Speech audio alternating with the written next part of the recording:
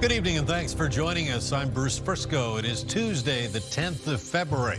This is CTV News. Tonight, out of runway, Canadian Airlines cancel flights to Cuba as the country runs short of aircraft fuel.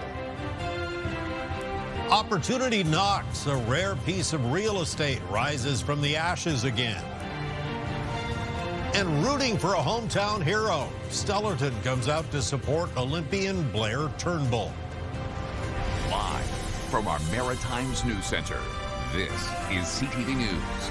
Here is Bruce Frisco. Good evening. We begin tonight with a developing story. An apparent threat has forced the closure of a busy maritime university tomorrow.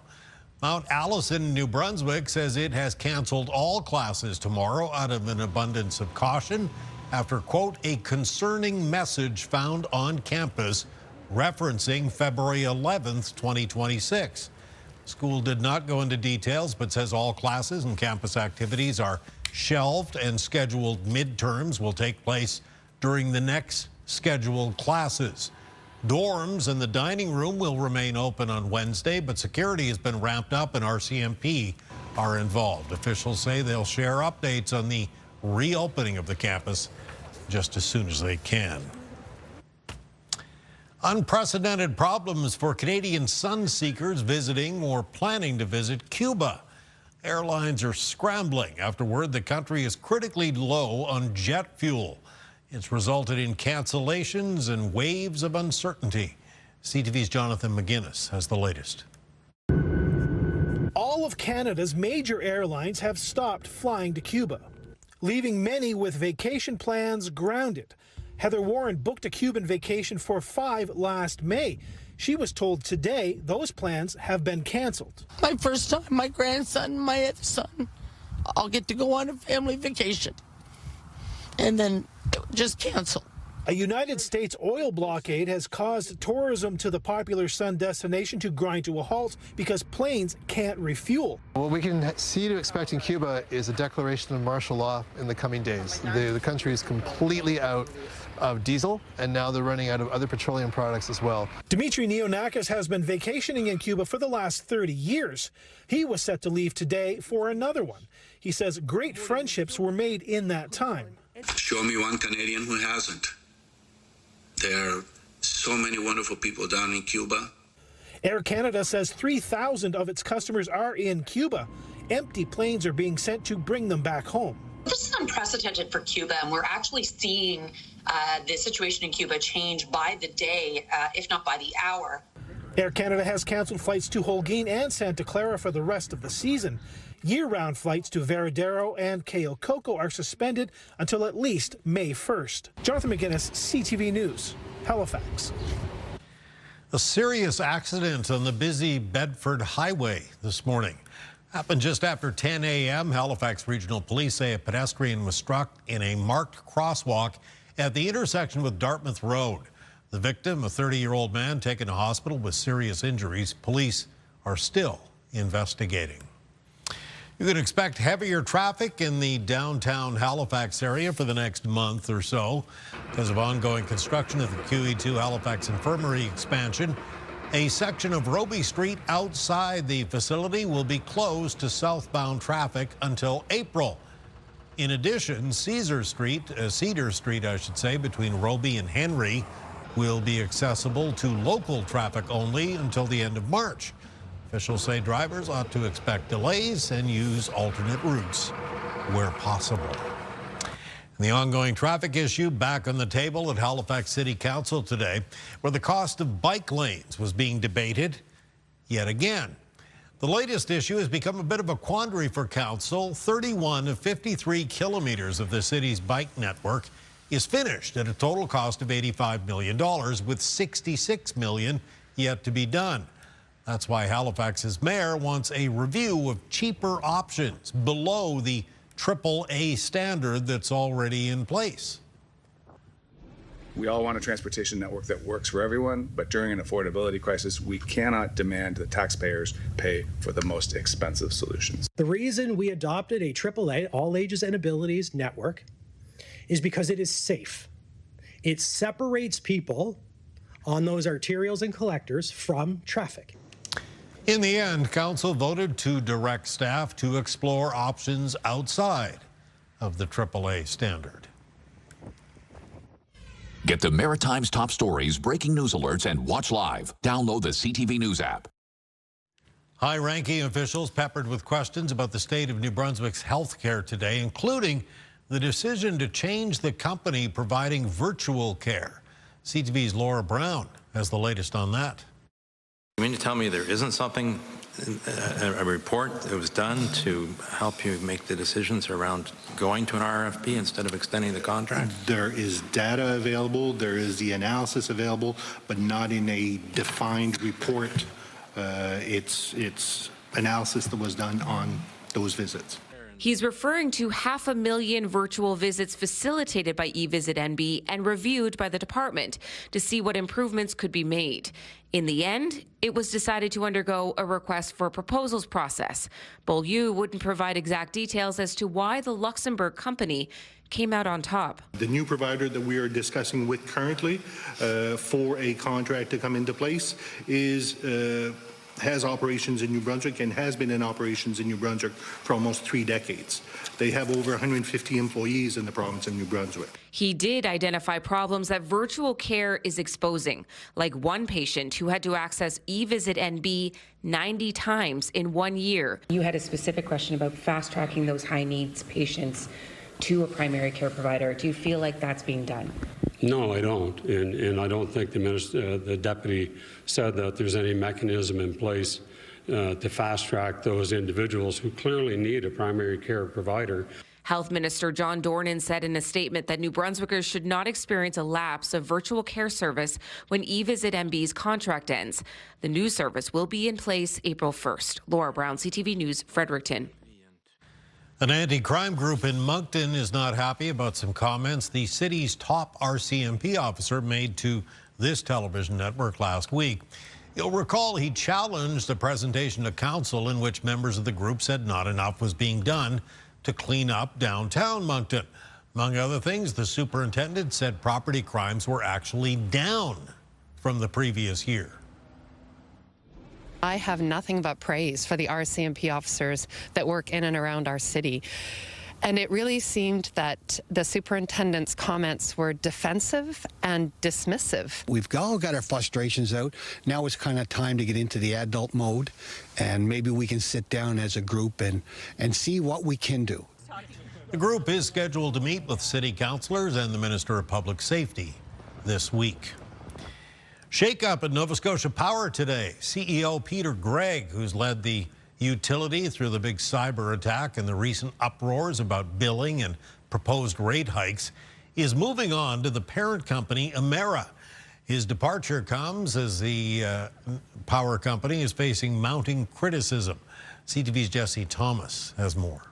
The Affordable Energy Coalition calls the change in leadership at Nova Scotia Power largely symbolic. Shuffling personnel, I don't think really makes a massive difference. I think it's still the same company and corporation. Peter Gregg's departure as president and CEO comes as the utility is seeking a rate increase of around 8% next year. In a statement, Premier Houston says previous company leaders have failed to deliver affordable and reliable power to Nova Scotians. While I wish the new CEO more success than his predecessors, I am concerned this announcement is less about real change and more about deflecting from a long-standing pattern of failure. I don't say this often, but I think the Premier is right in that comment. Nova Scotia Power announced board member and former Sobeys executive Vivek Sood will take over as president and CEO in March.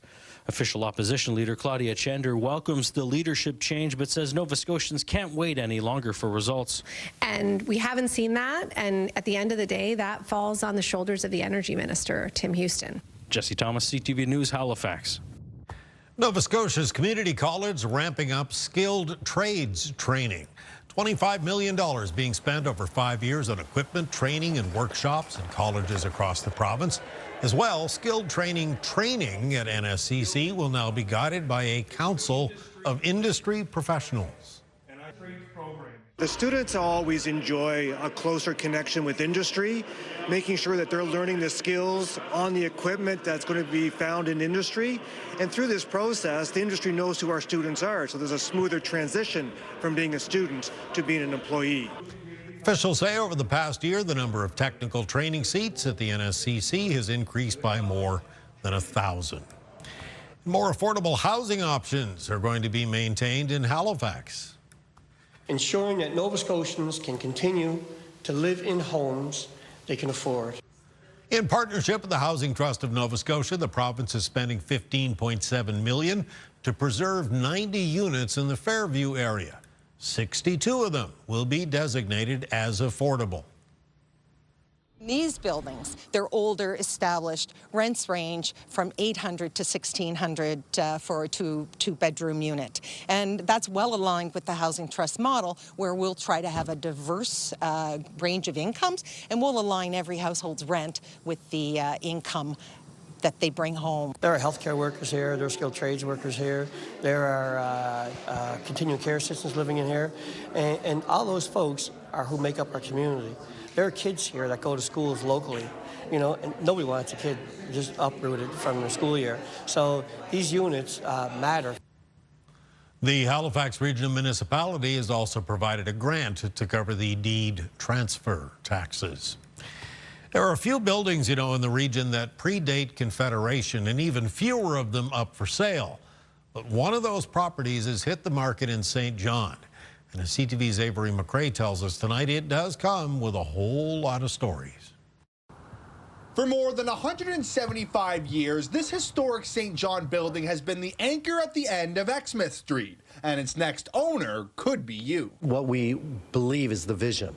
So it's one thing to sell it. We can't wait to see what somebody does with it. Originally built in 1848 as a church, the structure survived the Great St. John Fire of 1877, a pair of internal blazes in the 1960s and 80s, and a demolition attempt in 2001. In 2004, it reopened as the Phoenix Dinner Theatre. When you find landmarks like this, when you look across Canada, there are very few that would offer 10,000 square feet for under $600,000. There are 3 floors, including a balcony that can accommodate more than 800 guests at one time. The organ alone is estimated to be worth at least $10,000, and like everything seen inside, is included in the sale. I believe there's going to be a regentrification in the area that will definitely help the value of this, especially in years to come. CTV reached out to the current owner, Amy Stevens, who declined an interview, but says it has been a pleasure operating this space, but it's time for the Phoenix to rise again under new leadership.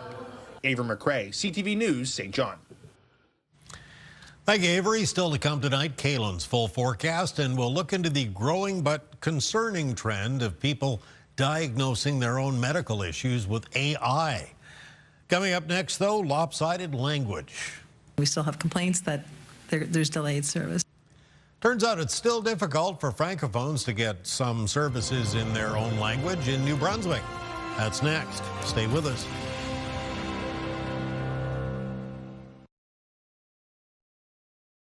So New Brunswick, of course, is Canada's only officially bilingual province, but the ability of Francophones in the province to get services in French continues to be a problem. Here's CTV's Nick Moore.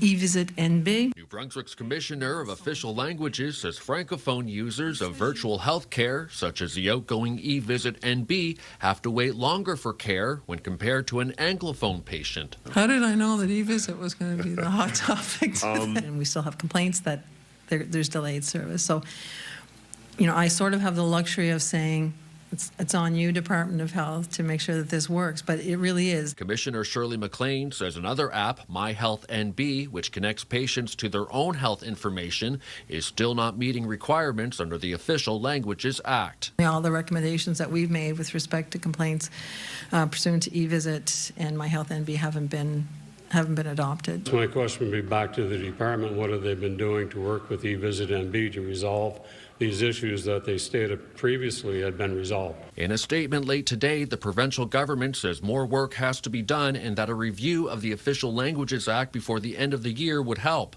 Nick Moore, CTV News, Fredericton. Thank you, Nick. Time for a quick break. When we return, your complete maritime weather forecast. And make no mistake, we've got weather heading our way. Kaylin has all the details when we come back.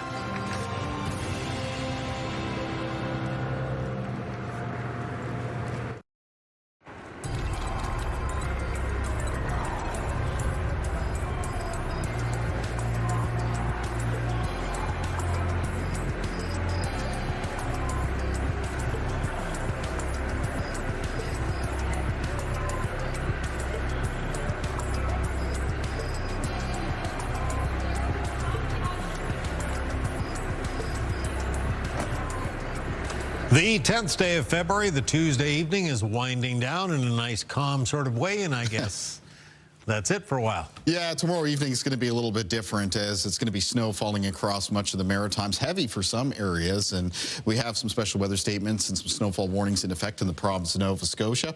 Here it is, Alberta Clipper. It's going to be dipping down through the northeastern United States, passing just to the south and east of the Atlantic coastline of Nova Scotia and wrapping snow into the Maritimes as it does so. We'll see that here on our forecast timeline. We're looking for the blues. That is representing the snow, and you can see it fills in quite quickly in the early morning hours of Wednesday across much of the west of New Brunswick and much of the west of Nova Scotia. Snow continues to develop for other parts of the Maritimes through the day on Wednesday, though may not reach Cape Breton until Wednesday evening and Wednesday night.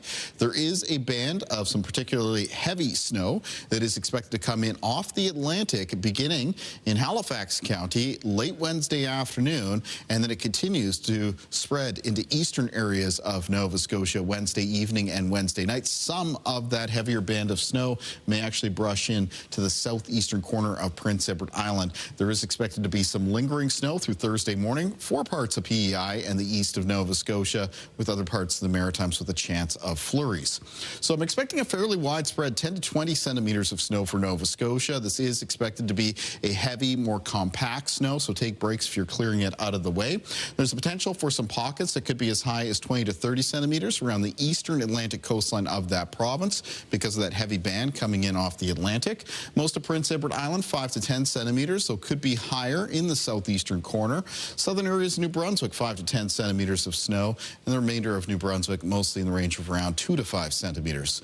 Winds with this weather system aren't overly strong. They're initially during the day on Wednesday out of the east and southeast with some peak gusts between 20 and 50 kilometers per hour. They will turn northerly Wednesday evening and Wednesday night, and may be accompanied by some higher wind gusts of 40 to 60 kilometers per hour for Prince Edward Island and eastern areas of Nova Scotia. Low temperatures tonight fall several degrees below the freezing mark or down to the minus teens. Colder air in place before the snow arrives. Highs for tomorrow in the north of New Brunswick between -3 and -5, with central and southern parts of that province with high temperatures mostly between -2 and +1. For Prince Edward Island tomorrow, the high temperatures getting up to around -1, -2 for most communities. And in the east of Nova Scotia, the high temperatures tomorrow between -2 and +1. Again, these temperatures for Nova Scotia coming up to around, or in some cases just above the freezing mark, is one of the reasons why I'm expecting that snow to be a little bit more on that heavy, more compact side. So high temperatures through northern and central parts of the province between -1 and +1. And same thing goes for the Annapolis Valley and down around the south shore of Nova Scotia. Taking a look at the extended forecast for New Brunswick on Thursday, there's a chance of some flurries in behind the snow. After that, it's sunshine in the forecast for Friday and the start of the weekend. A mix of sun and cloud both Sunday, Monday, and Tuesday of next week, with temperatures slightly towards the milder side for February. Taking a look at the forecast for Nova Scotia, Thursday we'll still see some snow falling in eastern parts of the province, at least for the morning hours. A chance of flurries for the remainder of Nova Scotia.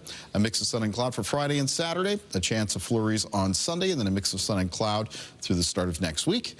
And for Prince Edward Island, some snow lingers into Thursday morning. That's followed by a mix of sun and cloud, though, for the end of the week and the start of the weekend. A chance of flurries on Sunday, a mix of sun and cloud on Monday, and a chance of flurries on Tuesday of next week, Bruce. Clipped by a clipper. Yes, got it. that's right. Thank you, my friend. Stay with us. There is more to come in this Tuesday edition of CTV News at 11:30.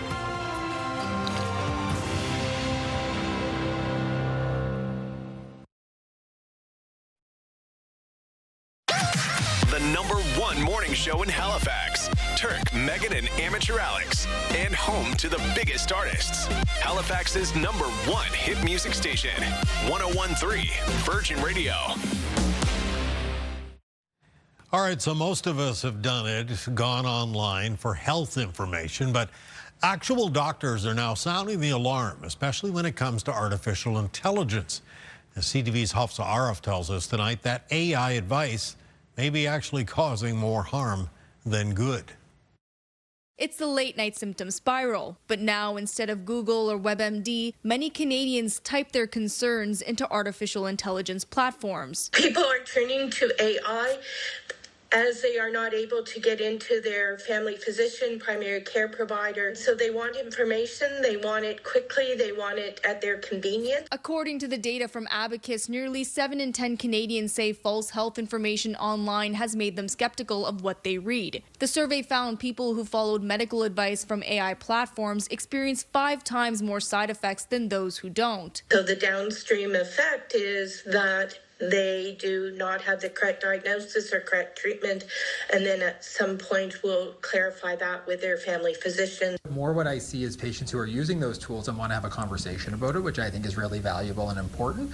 So I less think it's about patients being adamant or vehement, and more that patients have significant concerns and want to make sure that they're addressed. Healthcare providers say not all AI is problematic. If used properly, it can provide great benefit. Nova Scotia recently launched an AI assistant for health-related concerns. An AI tool in Your Health NS called Nova, and it's essentially a large language model that's grounded in Nova Scotia content. So it's exclusively accessing Nova Scotia relevant and Nova Scotia approved information.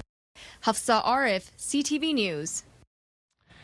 Okay, time for one final break. Coming up, Stellarton comes together to support their hometown hero, Blair Turnbull, now in her 3rd Olympics. First, though, it's your wake-up weather. Here's a live look at Charlottetown this Tuesday night. -5 right now and snow on the way. Kaylin Mitchell's forecast coming up next.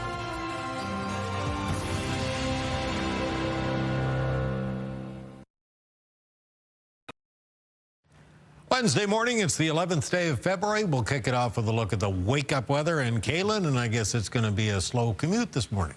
Yeah, it could be for some areas, especially New Brunswick and the west of Nova Scotia, where that snow moves in first. It's really the evening commute, though, that could be the trouble spot for the province of Nova Scotia. That's when the snowfall rates are expected to pick up. You'll want to have the snow shovel, snow blower handy, because there are special weather statements and snowfall warnings out for that province. As I mentioned, the snow begins first in western parts of the Maritimes, but develops pretty quickly as we move through Wednesday morning and Wednesday afternoon for most areas, the exception being Cape Breton, which may stay out of the snow until Wednesday evening and Wednesday night, but they'll also be last out of it on Thursday. Bruce. Thank you, sir. Well, the community of Stellarton gathered today to cheer on their hometown hero, Olympic medalist Blair Turnbull, as she competes in her 3rd Olympic Games. As CTV's Vanessa Wright shows us tonight, her family could not be more proud of her dedication, both on and off the ice. In her hometown of Stellarton, Nova Scotia, Olympic medalist Blair Turnbull has a crowd of people cheering her on. It's been awesome to see her fulfill her dreams, and this is her 3rd Olympics, so we couldn't be more proud of her and excited to watch her. The ice hockey star won a silver medal in 2018 and a gold in 2022. As she competes in this year's Olympics, representing Canada and the Maritimes, her cousin Kayla and Aunt Linda reflect on how the community has stood behind her. Her aunt remembers it as a humble dream that started not too far from here. There's a little pond by their house, and she used to go out there with her brother and the neighborhood children and play hockey. And I think that sort of made her a little competitive of where she is now in playing hockey, because she had to outdo her brother, of course. Now Turnbull has a few family members with her in Italy where she's playing. For those who couldn't make it, her family says rest assured they will be cheering her on no matter how far. Everybody just loves her here, and she gives back to the community as much as the community gives to her. A support that is felt around the Maritimes and the country. Vanessa Wright, CTV News, Stellarton, Nova Scotia. Thank you, Vanessa, and congratulations to Blair. That is your late news tonight. Just a reminder, if you joined us late, you'd like a closer look at anything, ctvnewsatlantic.ca. It's always your home for news. I'm Bruce Frisco. Thanks for staying up late with us tonight. Have a good evening. We sure hope to see you again tomorrow.